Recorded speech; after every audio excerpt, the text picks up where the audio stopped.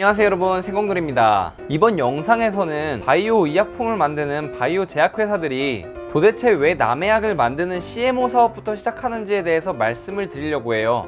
이야기가 궁금하시다면 혹은 바이오 제약 분야에 관심이 있으시다면 영상을 끝까지 봐주세요. 여러분, 기업을 운영하기 위해 가장 필요한 것 중 하나가 바로 자본입니다. 자본이 있어야 사업을 할 수 있는 공간 또는 시설을 확보할 수가 있고, 자본이 있어야 사업을 하는데 필요한 인력도 고용할 수가 있겠죠. 이렇게 자본을 확보하는 방법으로는 물론 남의 자본을 끌어다가 쓰는 방법도 있지만, 기업이 안정적이게 사업을 지속할 수 있으려면 결국에는 자신의 상품 또는 서비스를 시장에 공급함으로써 충분히 수익을 창출해야만 합니다. 너무나도 당연한 시장 원리라고 할 수가 있죠. 하지만 바이오 제약회사는 시장으로의 진입 장벽이 굉장히 높아가지고 사업 초반부터 수익을 창출하면서 사업을 이끌어 나가는 게 굉장히 어렵습니다. 그 첫 번째 이유는요, 바이오 의약품은 개발이 굉장히 어렵고 굉장히 오래 걸리기 때문에 사업을 시작했을 때 바로 시장에다가 내다 팔 수 있는 자기만의 약이 없기 때문입니다. 물론 특정 연구기관에서 오랫동안 신약 개발을 위해 연구를 해오다가 괜찮은 약이 나온 것 같아서 이걸 가지고 사업을 하겠다라고 한다면 이야기는 조금 다를 수는 있습니다. 하지만 제약 사업을 한다고 해서 무조건 약을 만들어 놓고 시작하는 건 아니니까요. 현실에서는 웬만해선 절대로 그럴 수가 없습니다. 그리고 바이오 제약 사업을 시작하기가 힘든 두 번째 이유는요, 바로 약을 만들 수 있는 생산시설이 없기 때문입니다. 약을 시장에 내다 팔기 위해서는 당연히 먼저 공장에서 약을 만들어야겠죠. 하지만 바이오 의약품을 생산하는 공장을 짓는 데는 굉장히 오래 걸립니다. 뿐만 아니라 바이오 의약품을 생산하는 공장은 꼭 지켜야만 하는 환경 조건들이 있습니다. 그렇기 때문에 오랜 시간에 걸쳐서 고도의 기술적 요건들을 충족시키는 공장을 짓고도 다시 또 오랜 시간에 걸쳐서 공장의 설비를 검증받는 과정을 다시 한번 거쳐야 합니다. 더 나아가서 가장 큰 걸림돌이 되는 요소는 바로 자본과 소요되는 시간입니다.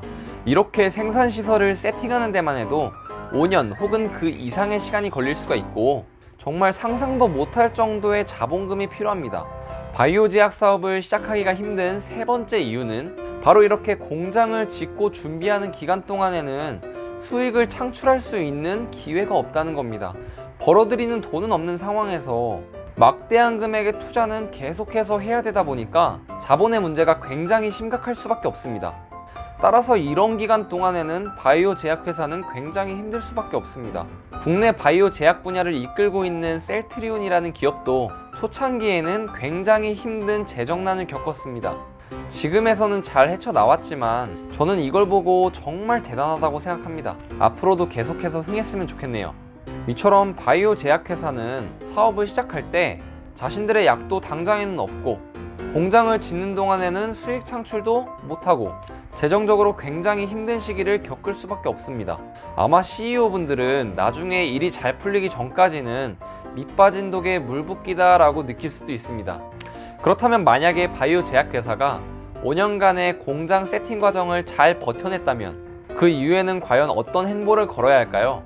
일반적으로 바이오 의약품을 개발하는 데는, 바이오 신약을 개발하는 데는 10년 이상, 바이오 시밀러를 개발하는 데도 5년에서 10년 정도가 걸립니다. 엄청 오래 걸린다는 거죠. 그렇기 때문에 공장을 세팅하는 동안에 미리부터 약을 개발하는 데 집중을 해왔을 겁니다.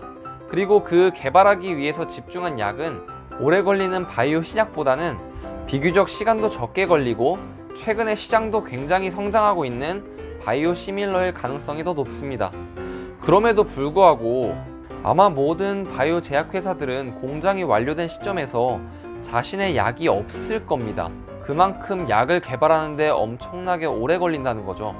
하지만 제대로 된 사업가라면 완성된 공장을 가만히 둘 리가 없죠. 공장을 쉬게 둔다는 거는 곧 그만큼 손해본다는 거를 말하니까요. 따라서 공장을 어떻게든 돌리려고 할 텐데요. 그렇게 하려면 도대체 공장에서는 무엇을 만들어야 되느냐? 그것은 바로 다른 기업의 약을 만드는 겁니다. 이렇게 다른 기업의 의약품을 대신 만들어주는 걸 CMO라고 합니다. 즉, 바이오 제약회사들은 자신들의 약이 개발돼서 만들어 팔 수 있기 전까지는 수익을 창출하기 위해 남의 약을 만들어서 팔아야 한다는 겁니다. 그래서 남의 약을 만들어 파는 CMO는 바이오 제약회사가 성장하기 위해 발판으로 삼는 것 정도로 생각하실 수 있습니다. 즉, 자신들만의 신약을 만들어서 파는 최종 목적지를 가기 위해 거치는 중간 과정이라고 생각하실 수가 있는 겁니다. 이번 영상에서는 바이오 제약회사가 왜 CMO 사업을 하는지에 대해서 이야기를 나눠봤는데요. 물론 CMO 사업에서는 그림과 같이 굉장히 다양한 일들이 있긴 합니다. 하지만 간단히 설명드리기 위해서 복잡한 내용들은 다 배제를 했고요. 다음 영상에서는 도대체 바이오시밀러가 무엇인지, 바이오 제약회사들이 왜 바이오시밀러에 집중하는지, 그리고 바이오 제약회사들이 왜 최종적으로는 바이오 신약 개발에 목숨을 거는지에 대해서 이야기를 나눠보도록 하겠습니다. 이번 영상은 여기까지고요. 영상이 유익하셨다면 구독과 좋아요 잊지 마시고 생명공학 분야와 관련된 이야기들을 바로바로 만나보실 수 있을 겁니다. 생명공학이라는 분야가 모든 사람들에게 일반 교양처럼 다가갈 수 있는 그날까지 생공들이었습니다.